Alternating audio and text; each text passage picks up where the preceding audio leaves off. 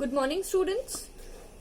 Today we are going to continue our class from paragraph number 32, that is on page number 23 of your chapter Homesickness, that is chapter 3 of your English Gulmohar book. It is written by Roald Dahl. So till now we have studied till paragraph number 31. We have studied that there's this boy, the narrator, who wants to go home, who is feeling homesick, who wants to go home, and just because he stays in a hostel, in a boarding school, you can say, because he's in the school, you can say that he lives in a boarding school. So since he is in a boarding school, he wants to go home, he's feeling homesick, he misses his home, and there's no evident reason that he has to go home.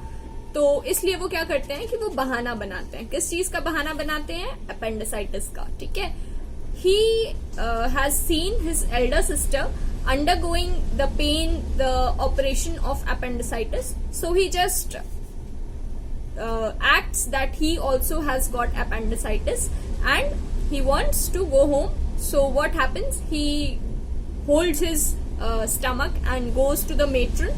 She says that she touches his stomach, and he right when she touches the vital spot, the important part of his stomach, and where he thinks that the appendix is, he just starts shouting, he just starts yelling.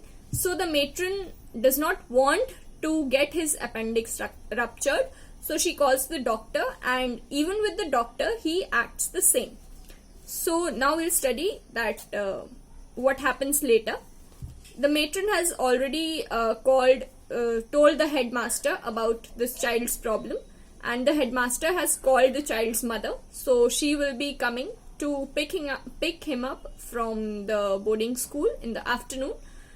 Till paragraph 30 it was this. Now we'll start from paragraph 32 and we'll move further in the story. I was taken home across the Bristol Channel, and I felt so wonderful at being away from the school that I very nearly forgot I was meant to be ill. So what happens that the boy, the narrator, वो जब घर जाने लगते हैं तो वो इतने खुश होते हैं कि वो भूल जाते हैं कि उनको बीमारी की एक्टिंग करनी थी. वो भूल जाते हैं कि he was supposed to be ill because that was the reason that he gave.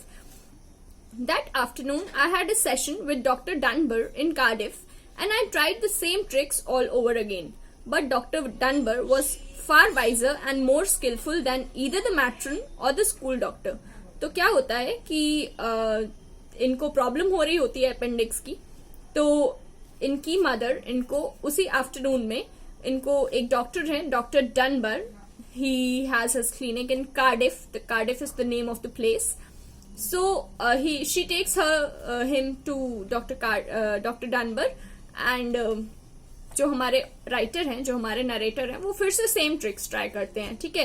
वो फिर से यही करते हैं कि जहां पे उनको लगता है अपेंडिक्स है, वहां पे जैसे ही डॉक्टर टच करते हैं ये चिल्लाने लगते हैं, आउच आउच करने लगते हैं. But what happens that doctor Dunbar, he is cleverer than the matron and the doctor at the boarding school. He is more skillful, he is more experienced. After he had prodded my stomach and I had done my yelping routine, he said to me, "Now you can get dressed again and seat yourself on that chair." तो जब doctor Dunbar ने इस हमारे narrator के stomach को अच्छे से check कर लिया, देख लिया कि कोई प्रॉब्लम नहीं है, मीन्स क्या प्रॉब्लम है या नहीं है, जब उन्होंने चेक कर लिया तो उन्होंने नरेटर को कहा कि अब आप वापस से you can wear your dress and you can seat your self on the chair, मतलब आप चेयर पे बैठ जाइए. He himself sat down behind his desk and fixed me with a penetrating but not unkindly eye. "You're faking, aren't you?" he said. तो doctor Dunbar क्या करते हैं कि जो नरेटर है, हमारा बच्चा है, वो उसको कहते हैं बैठो, एंड वो खुद बैठते हैं एंड कहते हैं कि तुम झूठ बोल रहे हो. You're faking to be ill. You're faking an appendix problem, aren't you? तो डॉक्टर डनबर तुरंत से समझ जाते हैं कि ऐसा कुछ तो है नहीं. भाई वो एक्सपीरियंस डॉक्टर हैं, उनको ज्यादा आइडिया है चीजों का. "How do you know?" I blurted out. तो जो नरेटर है वो एकदम से शॉक्ड हो जाते हैं. He is surprise that how did he know I was acting so well. तो वो कहते हैं आपको कैसे पता, how do you know? Because your stomach is soft and perfectly normal, he answered. If you had an inflammation down there, the stomach would have been hard and rigid. It's quite easy to tell. तो doctor Dunbar क्या कहते हैं, he says that तुम्हारा पेट, your stomach is soft and perfectly normal. तुम्हारा stomach एकदम soft है, एकदम नॉर्मल लग रहा है छूने पे. If you had an inflammation down there, अगर तुम्हें अपेंडिक्स की प्रॉब्लम होती, अगर वहां पे इन्फ्लेमेशन होता तुम्हारे अपेंडिक्स पे, तो the stomach would have been hard and rigid. तो तुम्हारा पेट जो है वो हार्ड हो जाता, इतना सॉफ्ट नहीं रहता, हार्ड हो जाता, रिजिड हो जाता, मीन्स दबाने पे दबता नहीं. It's quite easy to tell. तो डॉक्टर, चूंकि वो एक्सपीरियंस डॉक्टर है, तो वो कहते हैं कि ये तो बहुत आसान था बताना. I kept silent. Now the narrator is, he does not have anything to say. He goes speechless and he remains silent. I expect you are homesick, he said. तो डॉक्टर है, वो समझ जाते हैं. वो कहते हैं मुझे लगता है तुम होम सिक हो, तुम्हें घर की याद आ रही थी, इसलिए तुमने इतना सारा नाटक रचाया. I nodded miserably. तो जो नरेटर है वो कहते हैं जी हाँ ऐसा ही है. Everyone is at first, he said. You have to stick it out and don't blame your mother for sending you away to the boarding school. तो डॉक्टर जो है वो कहते हैं कि शुरुआत में सभी लोग होमसिक फील करते हैं, किसी को बाहर बोर्डिंग स्कूल में जाके अच्छा नहीं लगता है. एंड तुम अपने मदर को ब्लेम मत करना because she has sent you to the boarding school. She insisted you were too young to go, but it was I who persuaded her. It was the right thing to do. तो mother जो doctor हैं वो हमारे narrator को कहते हैं कि you are two means तुम अपने मदर को जो है ब्लेम मत करना कि तुम्हें बोर्डिंग स्कूल भेज दिया उन्होंने. वो कहती थी कि you are too small, too young to go, अभी तुम्हारे बोर्डिंग स्कूल जाने की एज नहीं है. But the doctor he insisted that it was the right time and it was time that he should go to the boarding school. Life is tough and the sooner you learn how to cope with it, the better for you. तो doctor जो है narrator को कहते हैं कि life is tough. It is not very easy. Nothing is easy at the beginning. It is very difficult. But the sooner you learn how to cope means जितना जल्दी तुम ये सीखोगे कि cope कैसे करना है चीजों से, कैसे सुलझाना है चीजों को, कैसे उनके साथ हमें एडजस्ट करना है, it will be the better for you. तो जितना जल्दी तुम समझोगे इन चीजों को उतना ही बेटर होगा तुम्हारे लिए. What will you tell the school, I asked him trembling.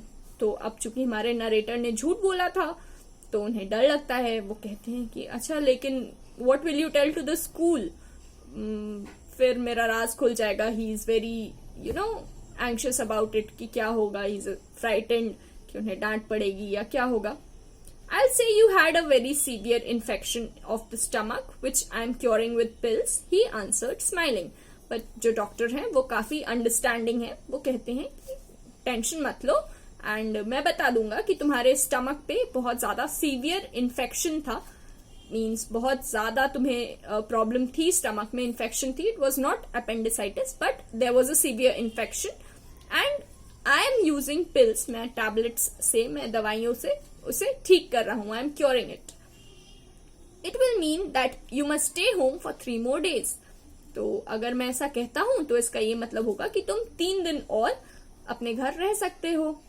But promise me you won't try anything like this again. तो डॉक्टर की भी एक कंडीशन है. डॉक्टर उस नरेटर की मदद कर रहा है तो डॉक्टर की कंडीशन ये है कि ठीक है मैं तुम्हारी हेल्प कर रहा हूं, तुम घर रह लो, लेकिन मैं सिर्फ एक कंडीशन पे ये काम करूंगा कि तुम्हें मुझे प्रॉमिस करना होगा कि दोबारा से तुम कभी ऐसा कुछ नहीं करोगे. Your mother has enough on her hands without having to rush over to fetch you out of school. Means तुम्हारे माँ के पास, your mother has more work in her hands. She has much more work to do than to just rush to your school and bring you back home every time. तुम्हारे माँ के पास और भी बहुत सारा काम है other than this. I promise, I said, I will never do it again.